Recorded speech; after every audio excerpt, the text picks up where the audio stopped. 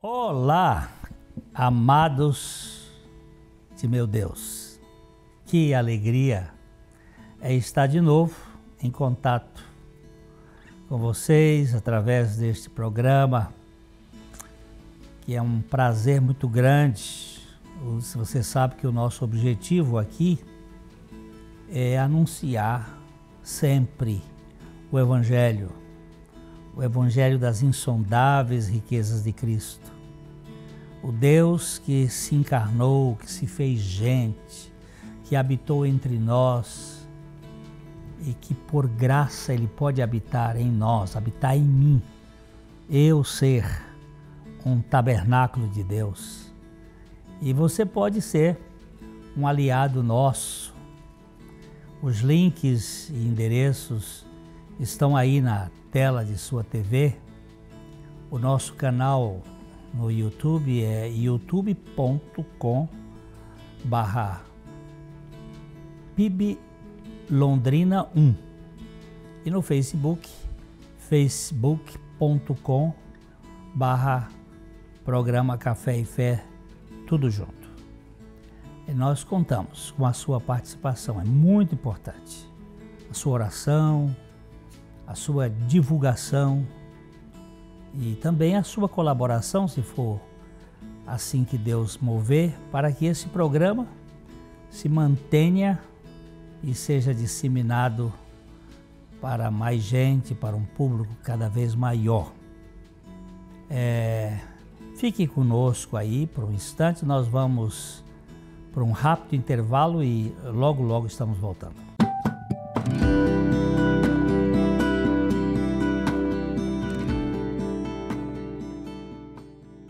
Nós temos sempre uma indicação de um livro. Nós chamamos isso de a estante, lugar onde se coloca o livro. E este livro, eu não conheço o autor, mas Deus conhece. E eu escrevi esse livro depois de 20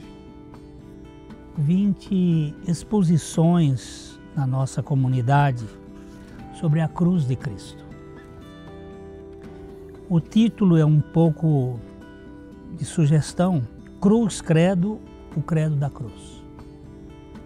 E ele aborda desde a cruz pré-histórica, a cruz da eternidade, do Cordeiro de Deus que foi imolado antes da fundação do mundo, até a cruz na minha vida como experiência de realização. E são 20 capítulos que tratam exatamente do foco mais importante da redenção humana. Se você ler o livro de João, o Evangelho de João, você vai encontrar os 8 primeiros capítulos falando do problema histórico da vida de Jesus, desde a sua encarnação. E a partir do capítulo 9 começa a mexer com a questão da sua obra que vai para a cruz. Ali tem a cura de um cego que acontece pouco depois, ou pouco antes da crucificação. E todo o capítulo de 10 em diante está falando da realidade os últimos dias do Senhor. A cruz é o ponto fulcral do Evangelho. E este livro tem esta vertente. E aqui tem uma poesia que eu gosto muito, que diz o seguinte: disse um poeta, um dia, fazendo referência ao mestre amado, o berço que ele usou na estribaria, por acaso era dele? Era emprestado. E o manso jumentinho em que em Jerusalém chegou montado e palmas recebeu pelo caminho, por acaso era dele? Era emprestado. E o pão e o suave pão que foi por seu amor multiplicado, alimentando toda a multidão, por acaso era dele? Era emprestado. E os peixes que comeu junto ao lago e ficou alimentado, esse prato era seu? Era emprestado. E o famoso barquinho, aquele barco em que ficou sentado, mostrando à multidão qual o caminho, por acaso era dele? Era emprestado. E o quarto em que ceou ao lado dos discípulos, ao lado de Judas que o traiu, de Pedro que o negou, por acaso era dele? Era emprestado.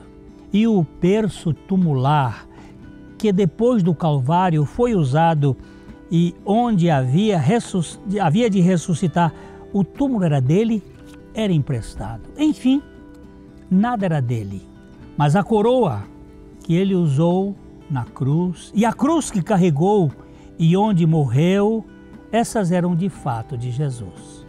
Isso disse um poeta certo dia, numa hora de busca da verdade, mas não aceito essa filosofia que contraria a própria realidade.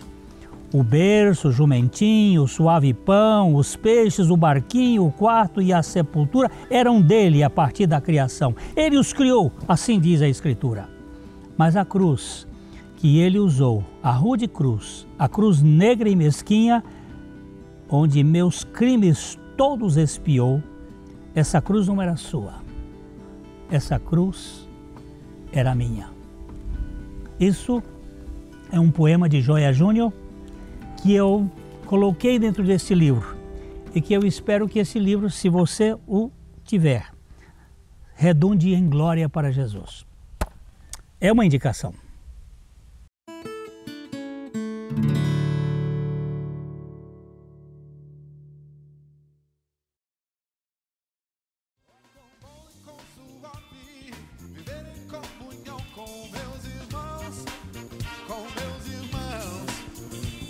Com bom e com suave, viver em comunhão com meus irmãos,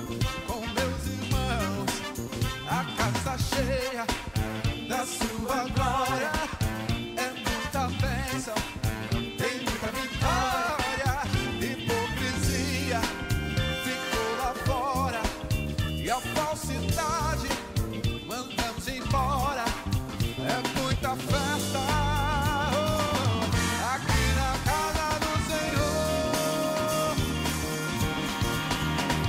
Com bom e com suave, viver em comunhão com meus irmãos,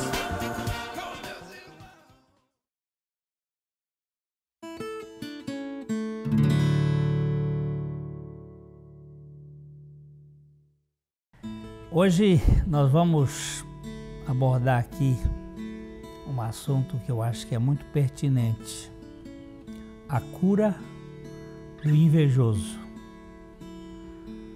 A palavra invidere, no latim, é não ver, não enxergar. A inveja é a cegueira da alma para si mesma.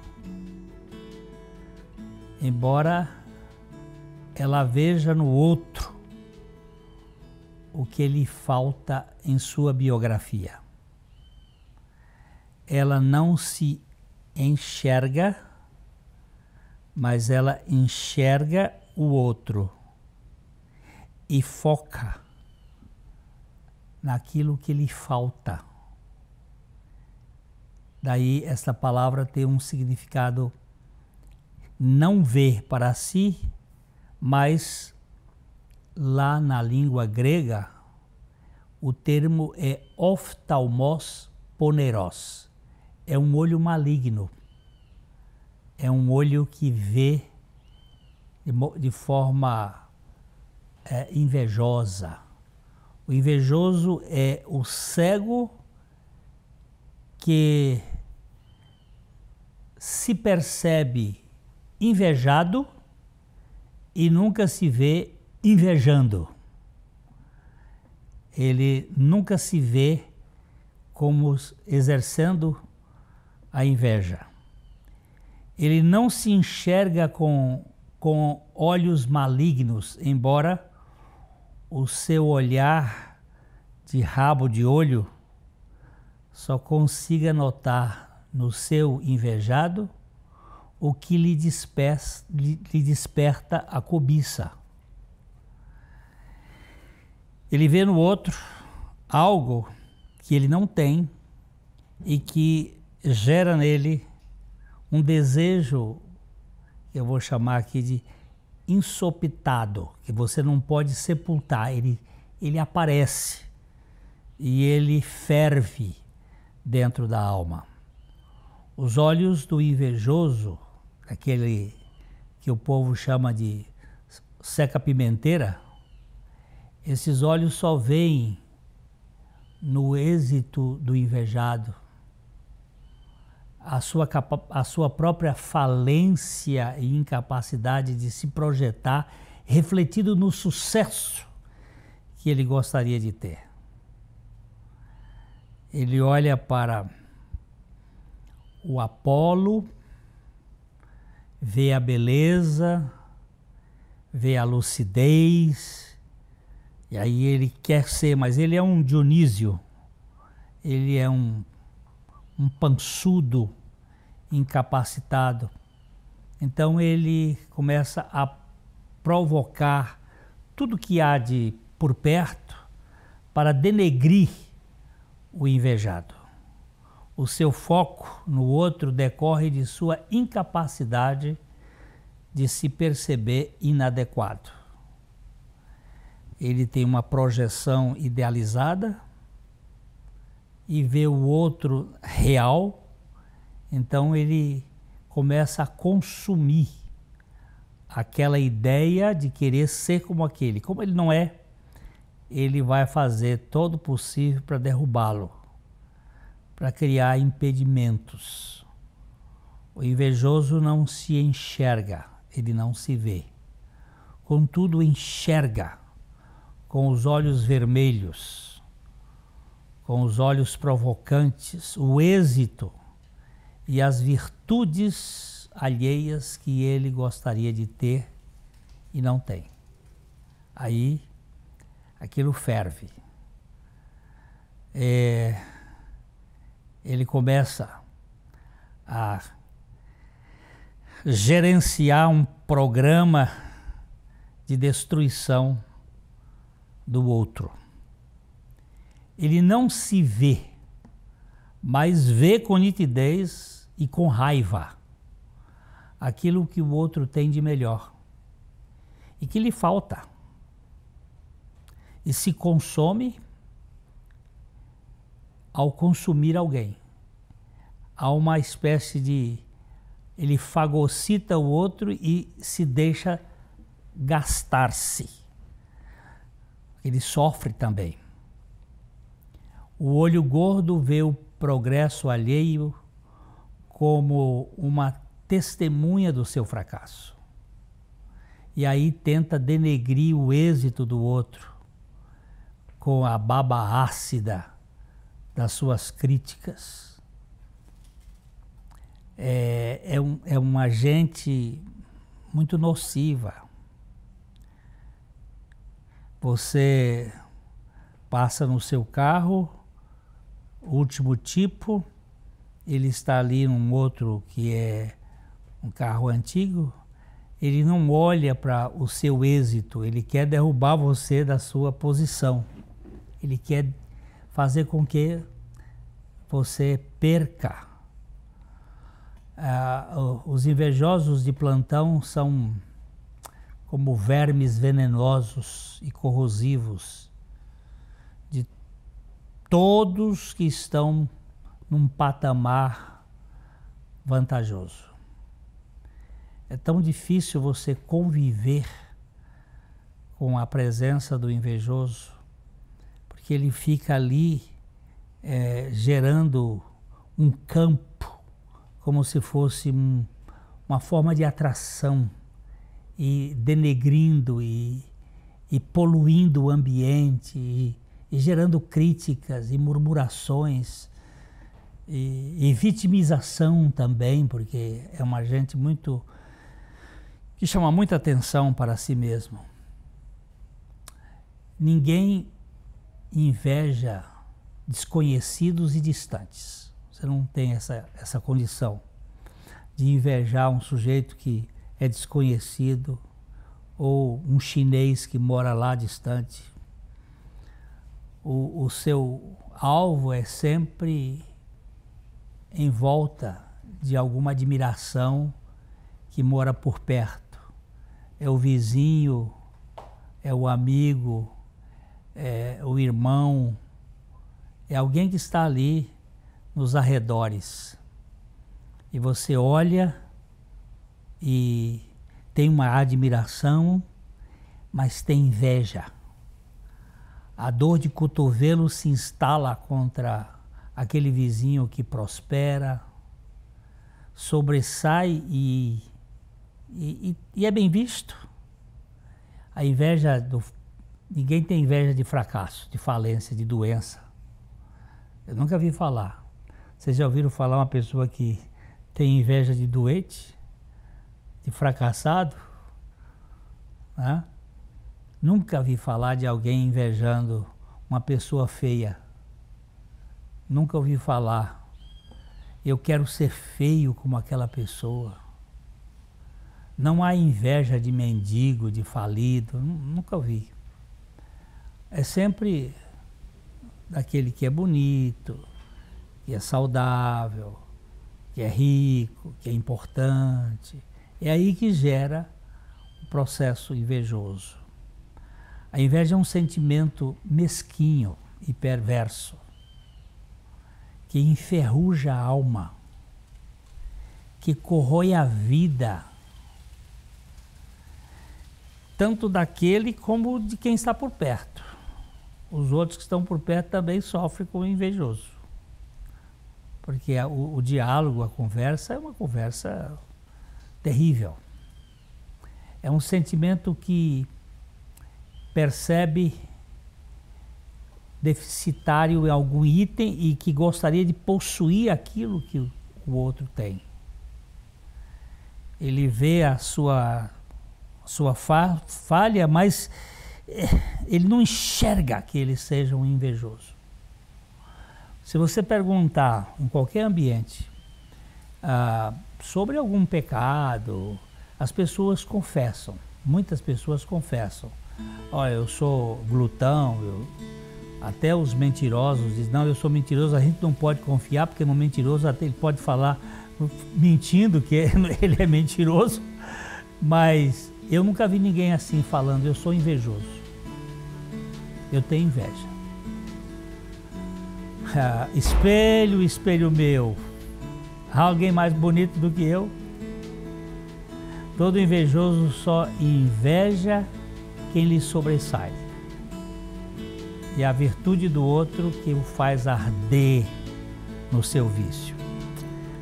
Eu vou dar uma paradinha aqui e eu volto logo para a gente comentar um pouquinho mais.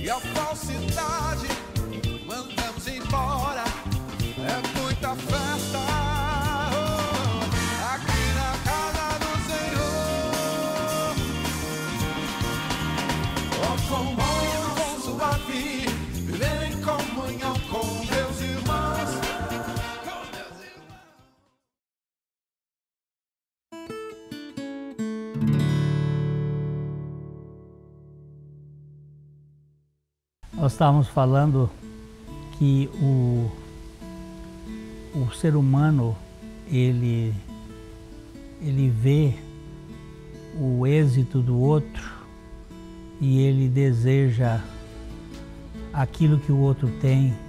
Então ele grita: espelho, espelho meu, há alguém mais bonito do que eu. Aí trava a batalha. Caim invejou Abel porque este foi aceito com sua oferta. Abel trouxe uma oferta sem o custo do suor.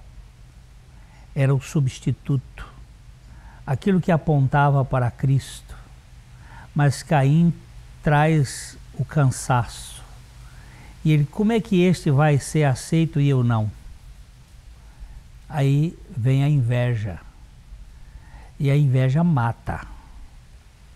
Os irmãos de José se inflamaram de inveja por verem o moço se distinguir dos demais. Eles viram que José se sobressaía. E eles montaram um esquema para retirá-lo da sua história. A inveja faz isto. Ela usa todos os meios para ofuscar ou destruir o outro com quem ele tem inveja.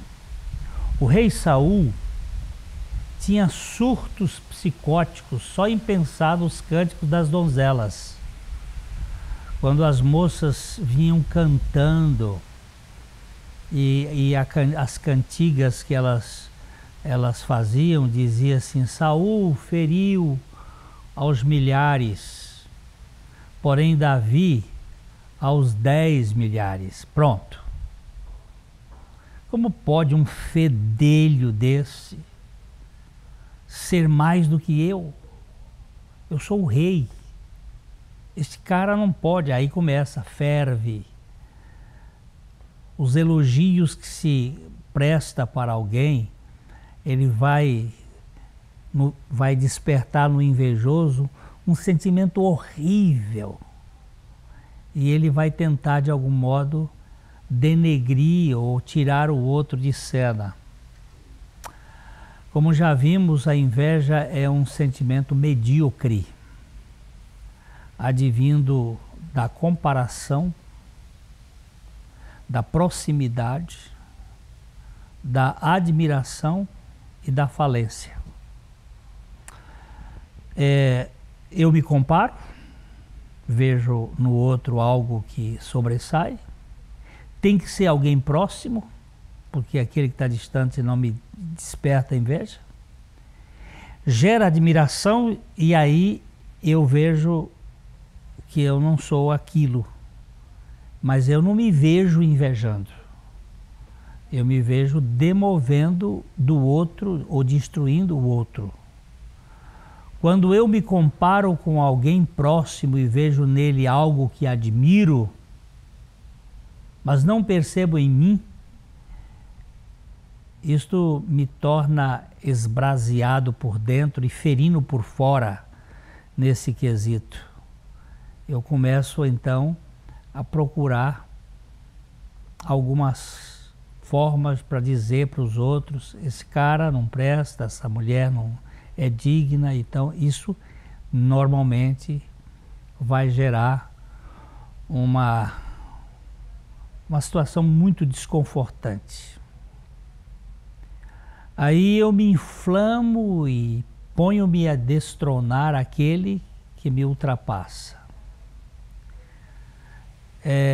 Os pares de Daniel, o profeta Daniel, quando viram a excelência do ancião, eles não tiveram dúvida. Chegou a hora de engendrar um plano para levá-lo à cova dos leões.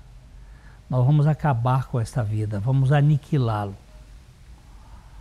A inveja sempre se pauta em extinguir aqueles que são alvos da sua gana. Talvez um provérbio português nos dê algum sentido nesse assunto.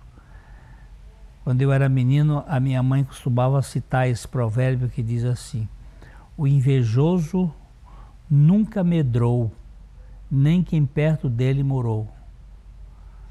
Este verbo medrar, em português de Portugal, significa prosperar. O invejoso nunca prosperou, nem quem perto dele morou. Ele não vai para frente, mas ele também não deixa os outros irem. Por isso que as pessoas dizem: fuja do invejoso, caia fora de perto dele. A inveja tortura as afeições, incomoda a mente, inflama o sangue, corrompe o coração, devasta o espírito e assim se torna ao mesmo tempo torturadora e carrasco do ser humano. Ao mesmo tempo que ela tortura, ela se torna carrasco de si mesmo. Alguém disse que se a inveja fosse uma febre, todo mundo estaria doente. Mas será que tem remédio para esse mal? Será que tem solução para isso? Graças a Deus, há um grande remédio contra a inveja. E esse remédio você encontra na farmácia de Deus, na cruz de Cristo. O invejoso precisa morrer.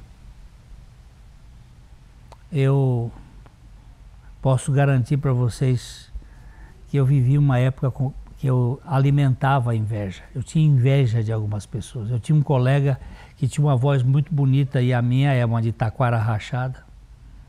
E eu tinha inveja dele. Eu procurava, de certo modo, denegri-lo.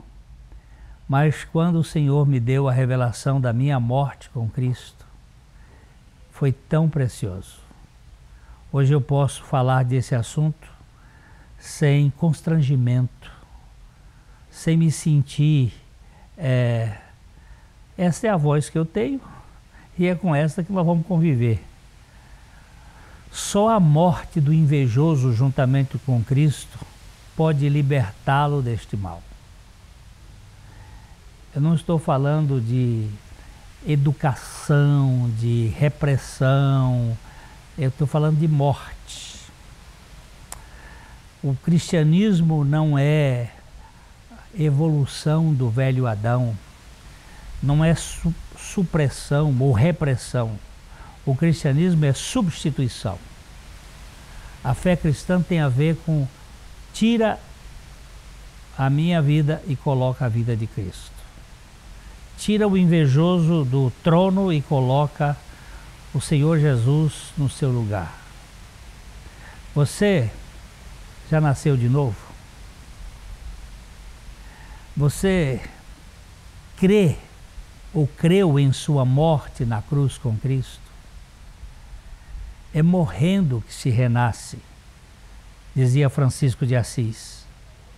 Morrendo na cruz com Cristo que nós renascemos e ganhamos a verdadeira experiência de vida que tem sentido. Não estamos falando aqui de religião, não estamos falando aqui de repressão, nós estamos falando aqui realmente de substituição. No lugar do invejoso é preciso que Cristo se expresse, que Ele venha viver em nós. A cura da inveja é a cruz de Cristo.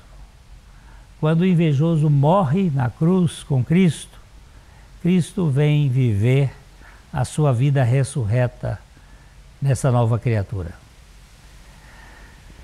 Não existe paixão pior do que a inveja. Não existe libertação maior do que ser livre da inveja. Creio, como dizem as Escrituras, que eu já fui crucificado com Cristo e que Cristo vive em mim. Você crê nisto? rogue ao Espírito Santo a revelação. E nós vamos conversar em outro dia sobre outro assunto, com a graça de Deus, de coração para coração. Até outra vez.